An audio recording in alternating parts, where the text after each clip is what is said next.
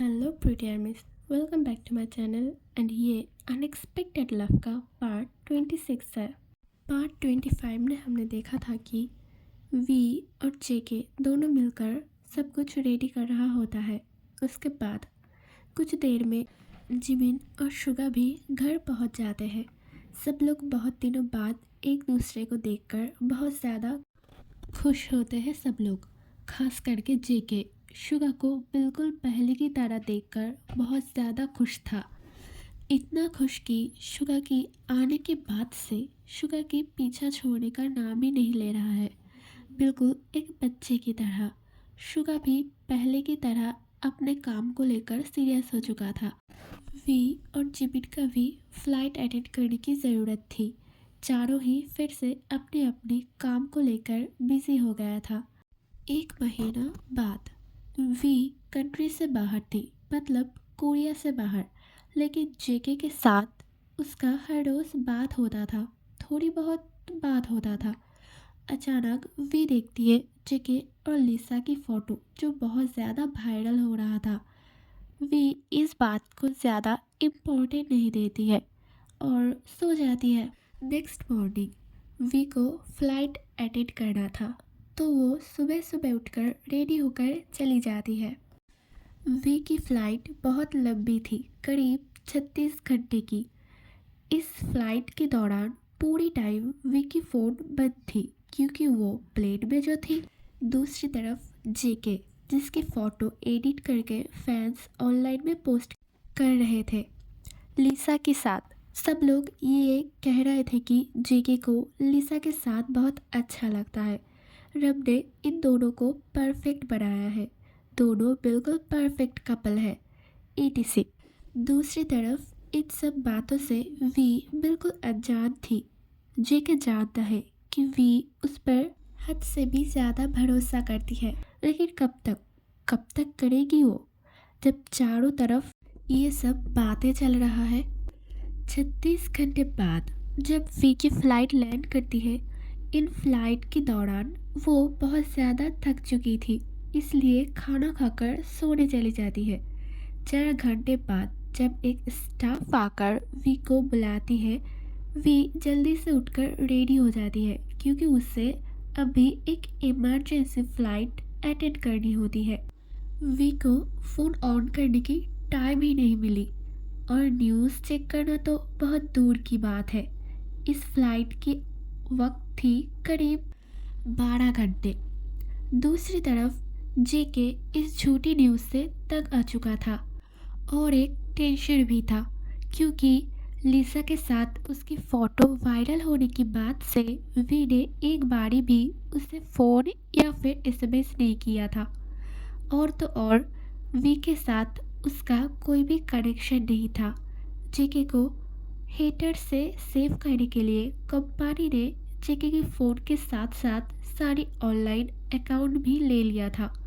12 घंटे बाद जब वी लैंड करती है, तो फिर वो रेस्ट करने के लिए एक रूम में जा ही रहा होता है कि तभी उसकी नज़र एयरपोर्ट की बड़ी स्क्रीन पर पड़ती है, जिसमें जेके और लिसा की बहुत सारी क्लोज फोटोज शो हो रही थी, जो कि सारी एडिट की हुई थी। लेकिन मानो ऐसा लग रहा था कि सारी असलियत में ही खींची हुई फ़ोटो है।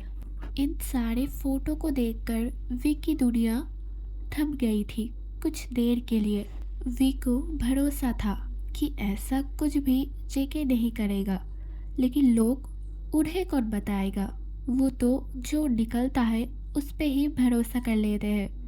वी जल्दी से रूम में जाती है और फिर जल्दी से जेके को फ़ोन करती है। बहुत बार ट्राई करने के बाद भी जेके का फ़ोन स्विच ऑफ आ रहा था।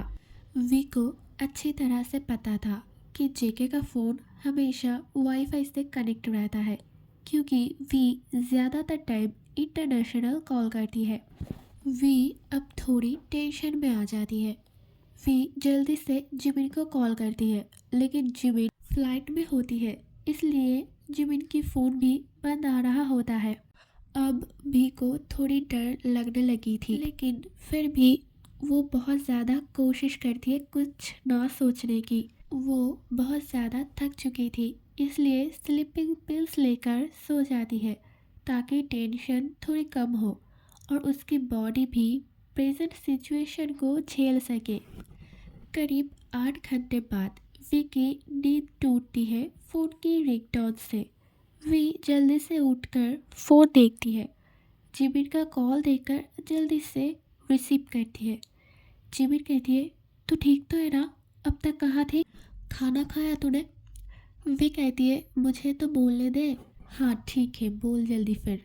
वी कहती है, मैं सो रही थी, खाना खा लूँगी बाद में। और क्या तूने न्यूज़ देखी है? हाँ मैंने देखा। वी कहती है, मैंने जेके को बहुत बार फ़ोन किया लेकिन बार बार स्विच ऑफ ही आ रहा है। क्या तू शुगर से पूछ सकता है प्लीज़? जिमिन कहती है, मैंने तुझे फ़ोन करने के बाद शुगा को किया था लेकिन वो कोरिया में नहीं है, जापान में है और उसे काम ख़त्म करके आने में करीब 3 दिन लग जाएगा। तब तक तो हमारी भी ड्यूटी ओवर हो जाएगी और फिर हम कोरिया में जा सकते हैं। उससे पहले मुझे नहीं लगता कुछ कर पाएंगे हम। थोड़ी इंतज़ार हमें करना पड़ेगा।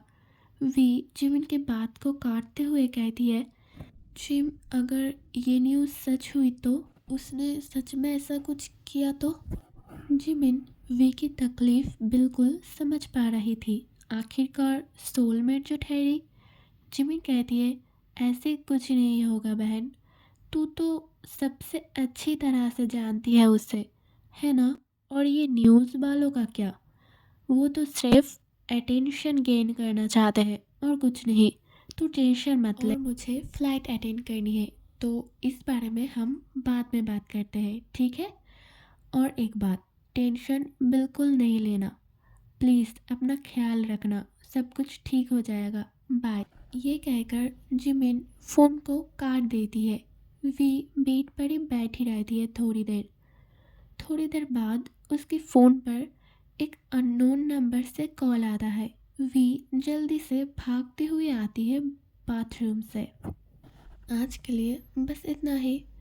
और एक बात, लास्ट वीडियो अपलोड करने के बाद से मुझे बुखार थी, इसलिए मैं इतने दिनों तक कोई भी वीडियो अपलोड नहीं कर पाई और आज भी मेरे गले में बहुत ज़्यादा दर्द है, लेकिन फिर भी मुझे अपलोड करना था क्योंकि आप लोग भी तो नाराज़ हो रहे होंगे।